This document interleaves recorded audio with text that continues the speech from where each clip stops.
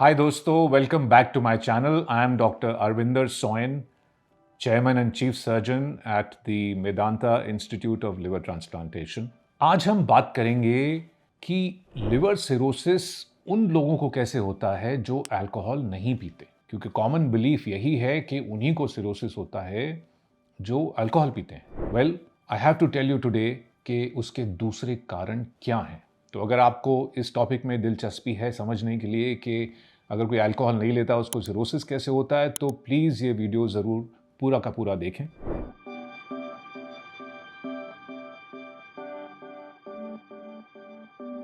तो ये समझते हैं कि लिवर सिरोसिस के, नॉन अल्कोहलिक लिवर सिरोसिस के क्या कारण हैं। प्रमुख 3 कारण हैं, लेकिन और भी कुछ रेयर डिजीजेस होती हैं। तो सबसे इंपॉर्टेंट कारण है non alcoholic fatty liver disease, जिसको आजकल मैजल्ड या MASLD बोलते हैं, metabolic dysfunction associated steatotic liver disease.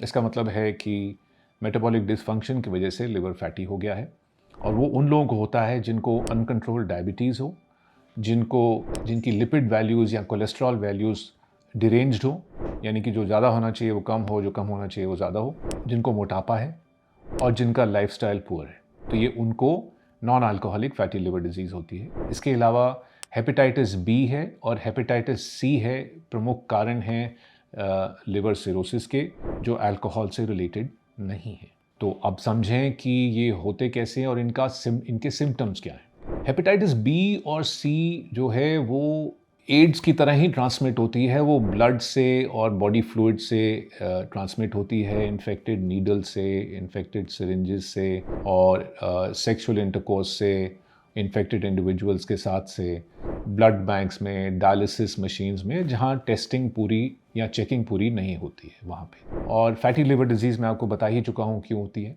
तो इनके जो सिम्टम्स हैं वो शुरू में तो बहुत नॉन स्पेसिफिक होते हैं, यानी कि जस्ट टायर्डनेस, फटीग, वीकनेस, कुछ काम करने का मन नहीं करता है, हीमोग्लोबिन कम हो जाता है। तो ये बहुत सारी डिजीज़ेस के सिम्टम्स होते हैं। इससे क्लियर नहीं होता है कि ये लिवर डिजीज़ है, लेकिन जब लिवर सिरोसिस आता है तो उसके सिम्टम्स जब आने शुरू होते हैं, इसका मतलब कि सिरोसिस काफ़ी बढ़ चुका है। सो सिम्टम्स आर लेट। वो सिम्टम्स क्या हैं? वॉमिट में और स्टूल में ब्लड आना, पेट में पानी इकट्ठा होना, लेग्स में, फेस में स्वेलिंग आना, ब्रेन के ऊपर इफेक्ट होना, यानी कि उससे कन्फ्यूजन आता है, ड्राउजीनेस आती है। ये सारे जो सिम्टम्स हैं ये एडवांस लिवर डिजीज़ या लिवर सिरोसिस के हैं। तो अब समझें कि इनसे बचा कैसे जाए। देखिए, हेपेटाइटिस बी और hepatitis C are completely treatable. तो अगर एवरी 3 to 5 ईयर्स आप लिवर टेस्ट कराएं, हेल्थ चेक में लिवर टेस्ट कराएं और उसमें हेपेटाइटिस बी और सी निकले, तो फिर उनका इलाज पूरी तरीके से आजकल मेडिसिन से पॉसिबल है। लेकिन उससे भी पहले हेपेटाइटिस बी वैक्सीनेशन सबको लगना चाहिए। तो हेपेटाइटिस बी वैक्सीनेशन ज़रूर लगाएं, खुद और अपने पूरे परिवार को। और फैटी लिवर डिजीज़ से बचने के लिए ऑफ कोर्स डायबिटीज़ को कंट्रोल करें। आपका जो, अगर किसी को डायबिटीज़ है तो उनका HbA1c, which is a measure of sugar over 3 months, उसका वैल्यू 6.5 से कम होना चाहिए, ideally as close to 6 as possible.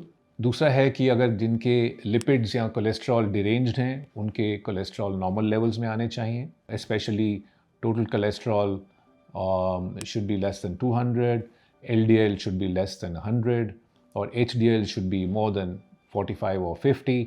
तो ये इंपॉर्टेंट वैल्यूज़ हैं।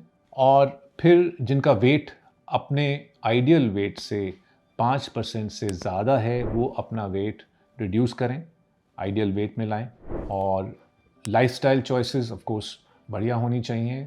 रेगुलर एक्सरसाइज होनी चाहिए, at least 30 minutes brisk walk every day, strength training in the gym, ideally twice a week. और जो खाना है उसमें शुगर कम होना चाहिए, प्रोटीन ज़्यादा होना चाहिए, प्रोसेस्ड फूड्स बिल्कुल कम होने चाहिए, वाइट रिफाइंड कार्बोहाइड्रेट्स या सीरियल्स कम होने चाहिए, और बीन्स, फ्रूट्स एंड वेजिटेबल्स ज़्यादा होने चाहिए, ऑलिव ऑयल होना चाहिए। तो ये सारी चीज़ें अगर लाइफस्टाइल में फॉलो की जाएं और ये तीनों डिजीज़ से बचा जाए, तो आप liver cirrhosis which is not due to alcohol, उसको आप प्रिवेंट कर सकते हैं। तो दोस्तों, आज के लिए इतना ही। और अगर आपको इस वीडियो में इंफॉर्मेशन पसंद आई तो please like, share and comment, and आगे भी हमारे वीडियोस देखते रहिए liver health related authentic information के लिए। Good bye.